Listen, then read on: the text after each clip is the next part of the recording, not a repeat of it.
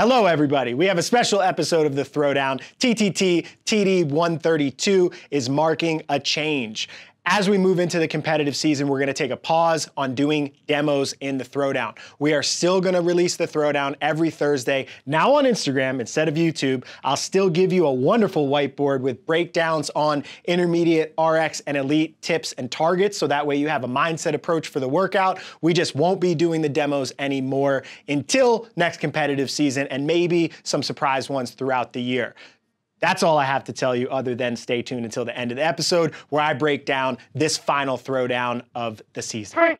Throwdown! Yeah! On this week's Throwdown, we have terrific Tracy and awesome Ansley demo the workout. This week's Throwdown is a 10-minute AMRAP of 10 power snatches, 10 burpees to a 6-inch target, 10 thrusters, and 10 chest-to-bar pull-ups. Let's see it! 3, 2, 1, The last open workout. Oh no! The last Throwdown workout before the open. Oh, that's what I gosh. meant. I got so nervous because it's you, it's not Max next to me. I know, I'm making everybody nervous. So we got terrific Tracy and... Liam! Oh, you saw his little on, head. you Oh, know. and awesome Ansley. Awesome. Look at that. So we got a little power snatching. You are yelling No. right now. Am I? All right, so it's all open style movements as a, basically an intro into the open workout. So 10 power snatches, 10 burpees to start off. And this reminds me of 20.1. Yeah, Really? all of these. I Well, feel the like first 10 any and 10. sort of snatch, burpee combo, back-to-back, fast turnover, and but a there's light other barbell stuff. definitely makes you think any There- open style workout. There are other movements, but definitely the hinge into a burpee or hinge into gymnastics, which obviously you're going to see some gymnastics in a second. That's just like true open style work. Lighter load, that's also true for the open. So we're trying to introduce some of these before the open starts. Yeah, I would say for me, already watching their technique on this would be going to the full step up on that front foot, kind of getting into that like Spider-Man lunge position. Just, there's a lot of hinging from this and then squatting. Spider-Man lunge. What do you mean? You don't No, think? it's great. Yeah, I mean, Yeah. there's two different versions. I love you get Spider-Man, the you step get a up lunge. into the They call it the Spider-Man. jump. Okay. Yeah, the step up definitely is going to be Moving on. easier. So you see Ansley breaks her first set. It's 10 thrusters. It's 10 of each of the movements. I think it's smart, especially if you know that thruster is going to be a limitation, to break that. The one thing I always say is make sure that you stay on a rest clock. So have either your judge or a friend, 3, 2, 1, get back on the barbell, just so you're getting back quickly. Wow, this is... I feel like we're just... Dun, dun, dun. Oh, there it is. And Mina, do you want to introduce it or let us know? I think that was perfect. So we Being- can laugh about it because this happened a while ago, but Ansley hit her chin on the bar, and we made the collective decision to stop the workout so she could go get some stitches. She's fine now. Chris made a great move, though. That was a Getting it very to- quick getting it over camera Tracy. off of, but Mia's face up. Get away, was perfect. So now it's just terrific Tracy finishing out for the next 8 minutes by herself. All right, so she Poor just Tracy. finished. She said, she was like, does that mean I get to stop too? She finished one round at 2 minutes in around 20-ish seconds. Took like an 8-second transition back to the barbell, and now she's back to her power snatches. So if that's the case, then you would think that maybe 4 rounds would be possible if you keep that same pace. But Yeah. the likelihood of keeping that is really low in a workout like this. Yeah. So I think even for her, did she go unbroken the first round on the snatch? I think she broke once. Yeah. Oh, okay. Yeah. Because so I would say whatever you plan on doing, if you think by round 2 or 3 are you going to be breaking, just start that first round with a break. I think so many people go out so hot and then end up doing the first set of 10 unbroken, transition, then they get back and then they're doing doubles, where if you just stayed calmer at the beginning, then that definitely would allow you to do some bigger Yeah, sets it's and win really rounds. hard to pace in the beginning of a workout because you always feel so good. But I always tell people to try to liken it to a longer row where you're not going to go out at, even you, a 130 pace for a 5K. You're trying to figure out what you can hold for that entire time and then have a good kick at the end. I mean, we did have to do that at the games where it was actually The the sprint sprint at the 2K beginning. Yeah. to a half marathon. That is pretty so brutal, yeah. That was aggressive. Yeah, you signed up for that. So talking I about did. a burpee technique, one of the things I would say is get her shoulders to the ground first with soft arms, just so that she's not keeping that straight arm position for that long, especially going into other movements. And then just like Travis said, instead of the 2-foot jump, it probably makes more sense with all the hinging do a 1 foot step up, and you could alternate legs even to kind of stay a little bit more symmetrical. I actually think that a step up on 6-inch burpee jumps, unless you're like really springy, is faster.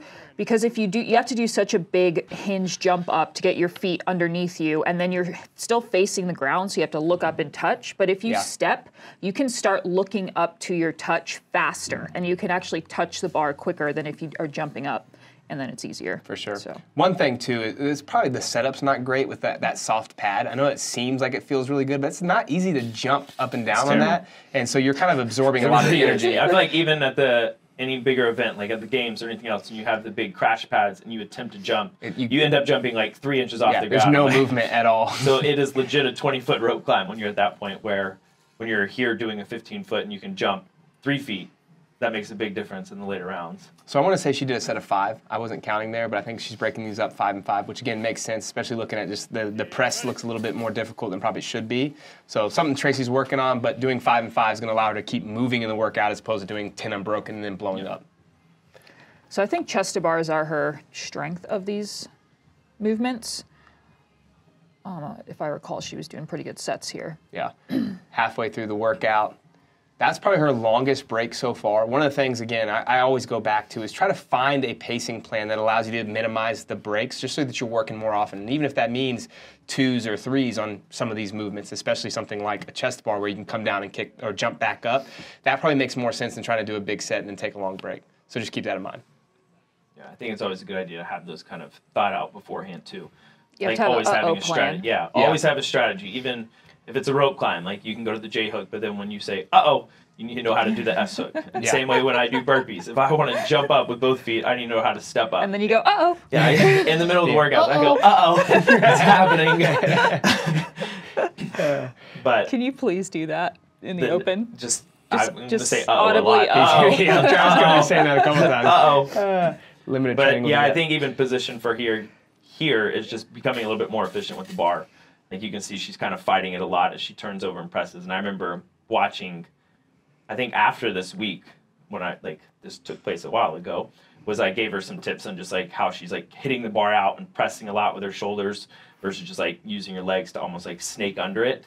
And you can see the kind of like fight against it. Yeah. But first couple reps look pretty good, and then you can kind of see like that by that last rep, it gets a little funky. That kind of snake power snatch is what I would call it, that pseudo power snatch, where basically you're almost, it looks like a muscle snatch, except you're dipping underneath it by bending your knees, is super beneficial at lighter loads, but it takes practice because one of the faults that most people have when they're doing that with lighter loads is that they kind of swing the bar out like almost like a kettlebell swing, and that's just too much time, and especially if there's another shoulder movement like a burpee, it's super fatiguing on your shoulders and hard to press out, so keep that in mind. keep it in mind. Keep it in mind, y'all. If you're curious about the burpees, go ahead and watch Brandon's video tutorial about the burpees. Watch the technique videos on Instagram. The one you got fired from? Yeah. So I got fired because Brandon was saying do this, but then he went and did the complete same thing that I did in the video. No, you were not alternating your legs.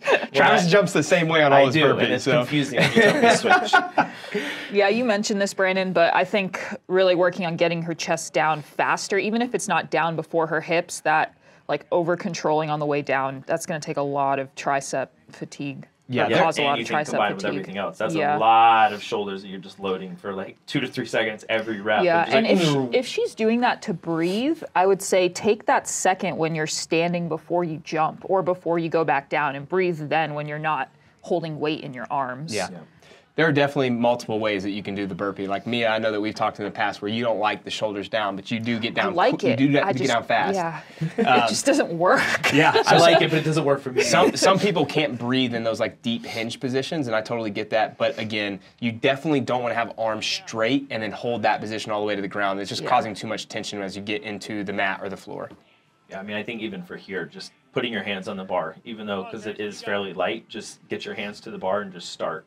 The sitting back away from it, I feel like that's probably definitely making you more uncomfortable. But as soon as you put your hands on it, you'll definitely pick up the bar slightly faster than you want, but at least hold you to a faster cadence throughout. And those are the little things as you get into the open that actually do matter because everyone's going to be hurting. Everyone's going to be dying at the last 90 seconds like she is right now. But if you can just kind of say, no, I'm going to grab the bar, like Travis said, it definitely helps you pick it back up faster. I mean, in open workouts, it's been 2 seconds is thousands of places on some it matters workouts. so much. Yeah. So in the open, more so than anywhere else, it's the biggest difference. A couple tips on the thrusters. I think for if you can, this takes some practice, but learning how to create tension just under parallel as opposed to bottoming out. And this is especially true for female athletes that are really open in the hips or the ankles. You can see that she can get really low here, but that's just extra range of motion that she doesn't need. So I have my athletes widen their stance out a little bit and practice that just under parallel, bouncing back out of that. So you're kind of skirting that line. You're still meeting the standard. You're making sure your hip crease goes below your knee, but you're getting up a little bit faster and kind of not that loose,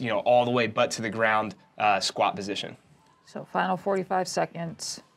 Really good transition there. The last time was like 25 seconds. That was maybe 8 or 9. She knows where she's at, and that's really good. I mean, that's the thing, again, going back to what Travis said, a couple reps or a couple seconds matter so much. So the last 60 seconds of a workout, make sure that you get up there and take some risks. Yeah, even if it is here, like she only had, 3 left there? Like if she just went for the 10, sprint to the bar, she could finish these 10, and that's a big separator in that kind of workout. Huge. Yeah, the one thing I'd say here is if she knows where she's at, then maybe try to do a couple touch and go reps. Yeah. I know when you're blown up, though, it's really hard to do that. And then everybody's saying, touch and go. I'm like, you have no idea. Yeah. You have I no would idea. if I could. You have no idea what I feel like right now. And one more. Count it. Good job, awesome Tracy. job, Good Tracy. job. And Ansley, sorry that you hit Ansley. your chin. She's tough. Yeah, She is. She's all right. She's already back to doing chest bars. All right, let's talk to Max. Max, where are you? Okay, everybody, let's start with intermediate athletes. As they talked about in the demo, try to pick breaking movements and break those often and earlier than you think. You can do very well on this workout by going small and fast sets on the barbell and chest to bars if you have a focus on keeping moving. So make sure that you manage that rest time. If it's a 10-second break you want to adhere to or a 5-second break you want to adhere to, drop the bar or drop off the pull-up bar, give yourself a head count or look at the clock and keep yourself on target to make sure that you're doing those small aggressive sets with short breaks and trying to not to let your heart rate and respiration rate escalate too quickly into this workout. Making sure that you don't redline early in this workout or you don't get to muscle failure on the chest to bars will probably allow you to endure a lot better through the whole AMRAP. For an intermediate athlete, I would say that the goal would be somewhere around 2.5+ rounds.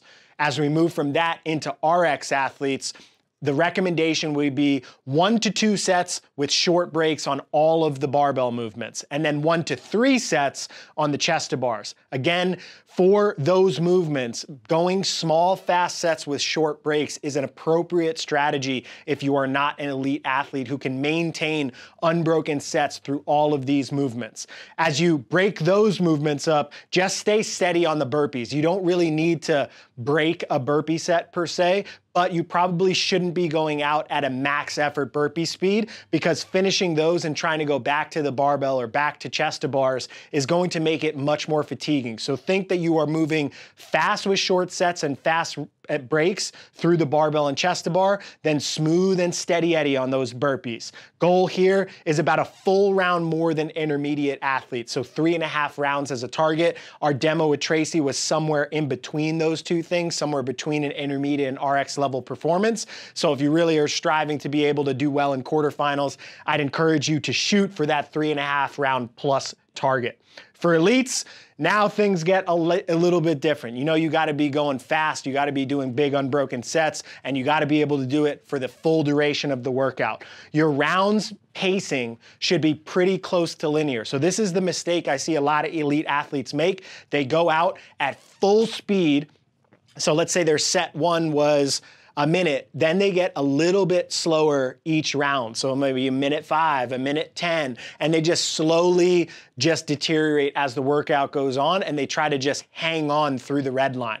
A better strategy is to think that you are gonna go through this workout with a more linear effort all the way throughout it. So think of it like you were running a mile. You wouldn't run that first 400 at max effort. You would pace yourself through the entire mile and try to have linear paces or maybe even negative splits where your last round is your fastest round. Now I know this workout I said as a reference 1 minute. I wasn't talking about this workout. I just thought that would make math a little bit easier to explain that most people go out fast and then start to deteriorate, and your target as an elite athlete is to get a good score while going straight line effort across throughout the workout. bigger sets across for all the movements. You probably can afford maybe a break or two on the barbell or chest to bars, but the elite level athletes on this type of a workout, if it was competitive season, would probably be doing unbroken sets for a pretty long period of time, if not the entire workout. The goal here is to maybe give yourself one movement where you can settle your pace and recover. So maybe the barbell is something that blows you up and you might want to take a breath throughout there to be able to calm down, or the chest to bars is something that you want to use as a recovery tool, so you're going to break it. It's going to be a different movement for different people. If you're really strong at barbell cycling, but maybe not as good at gymnastics, then you might want to figure out a movement that you feel like you can almost recover while you work on, and that can almost be your target pit stop as you go through the movements, where you get there every round and you have a little bit of a mental reprieve because you're going a little bit more smooth or a little bit more steady, or taking one extra chalk break to give yourself some available headspace to calm down and make sure that you can keep your pace up. A target for an elite athlete is 5+ rounds. I know that's dramatically different from our RX, but really that's the gap in the sport right now. Elite athletes are way up here. You can be a top 10% athlete that makes it into the quarterfinals as an RX athlete, but the fitness gap is really wide between the best of the best and the best of the rest. So 5+ rounds is a target. All right. That's all I got for strategies and tips. You will not see me here on YouTube next week because the Open is next week, but we will be doing Open videos over the course of the entire Open season. And when we're back with our Throwdown releases, you won't see me here on YouTube like I told you earlier in this video, but you will see me on Instagram with no demo, but giving you some strategy and tips. Have a great Open season. Thank you for being part of the Throwdown. Thank you for watching me talk about workouts. Thank you, thank you, thank you. Peace. Perfect. Let's see it. Let's see it. If you wanna believe it, let's see it.